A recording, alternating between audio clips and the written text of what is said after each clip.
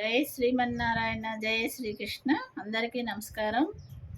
అమ్మవారి నవరాత్రులలో ఈరోజు అమ్మవారిని లలిత త్రిపుర సుందరీ దేవి అవతారం. ఈరోజు అమ్మవారిది ఒక శ్లోకం చదువుకుందాం. శ్రీమాత శ్రీ మహారాజ్ఞి శ్రీమత్ సింహాసనేశ్వరి చిదగ్నికుండ సంభూత దేవ కార్య సముద్భత.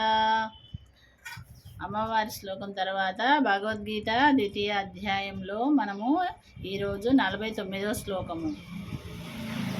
దురేణ హ్యవరం కర్మ బుద్ధియోగ ధనంజయ బుద్ధౌ శరణమన్విచ్ఛ కృపణాః ఫలహేతవః.